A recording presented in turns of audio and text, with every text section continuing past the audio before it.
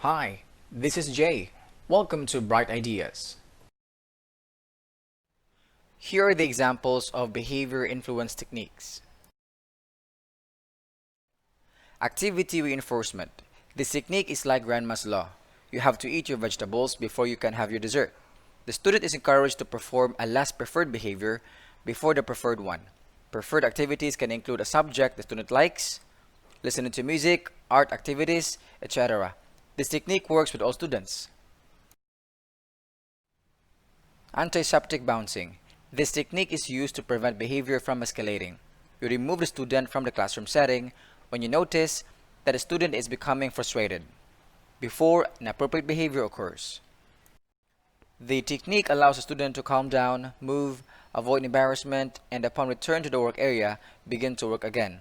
Many teachers accomplish the bounce by having the student go on an errand, perhaps taking a note to a colleague or returning material to the library. Contract. A contract is a written agreement between a student and a teacher. Sometimes parents sign them too. The content is mutually created and specifies the behavioral expectations of the student and teacher, as well as timelines, rewards, and consequences for failure to meet the commitments. Contracts take time to create, but are very helpful because all parties are clear about expectations and conditions. Hurdle helping.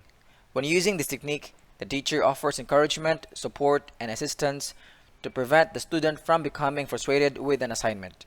The help can take many forms, enlisting a peer for support, supplying additional materials or information, or providing enabling equipment. The minimal help should get the student back on track. Interest boosting. This technique is used when a teacher notices that a student stops work on a task due to boredom or loss of interest.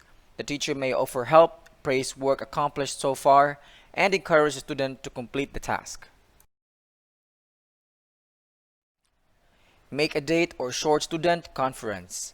The student exhibiting the distracting or disruptive behavior is asked to see the teacher after class, at lunch, or after school. The request is made privately. Some teachers have pieces of paper that say, "See me after class," printed on them and just hand them to students. The time the teacher sets with the student affords them the opportunity to problem solve together. Modeling. Print, video, and peers can be used to demonstrate the appropriate behavior. For modeling to be effective, the student with the challenging behavior must have regard for the model, like a school leader or athlete, share a common characteristic, age, or sex, and be capable of performing the target behavior. It is important for the student to observe the model receive positive reinforcement as well as aversive consequences. Monitor sheet. The student carries a monitor sheet to each class. The sheet is designed with the student's schedule and target behaviors. There are places for parent signatures and comments, as well as teacher comments and initials. Often the homework assignments are included on the form. Usually the form lasts for one day and is signed by the parent and teacher. One advantage of the monitor sheet is that the student receives immediate feedback on behavior. It serves as a good communication tool between the school and home. Many schools are using a student planner system, which can serve as a monitoring system. Parent conference. Parents have an indispensable role in the student's education. They must be included as partners in planning for the student's success. Parents should have input in structuring a management program. The program should stipulate expected behaviors and consequences. Frequent communication of both positive and negative behavior change will keep everyone informed. Begin and end with the positive. Address only one negative at a time. Physical interactions. Do not use any physical interaction you would not use with an unfamiliar adult. A handshake is appropriate. Pushing, pulling, shoving, slapping, bopping, spanking, pinching are not appropriate. Avoid physical confrontation. When you are familiar with your students, depending on their age and tolerance for touch, you may find personal touches like a pat on the back, a high five, or even a quick hug to be effective. Proximity control. The physical proximity of an authority figure has a positive effect on student behavior. It is like being followed by a policeman. You tend to go the speed limit. Teach on your feet, not your seat. Reinforce the positive. Too often, students receive attention for being inappropriate. Some students want attention so badly that they will do anything for it. This technique helps reinforce appropriate behavior. Teachers catch the students being good and tell them so.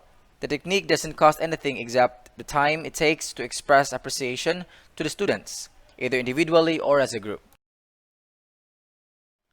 Removal of seductive objects. When students' attention is diverted by toys, magazines, lipstick, or insect, the seductive object must be removed.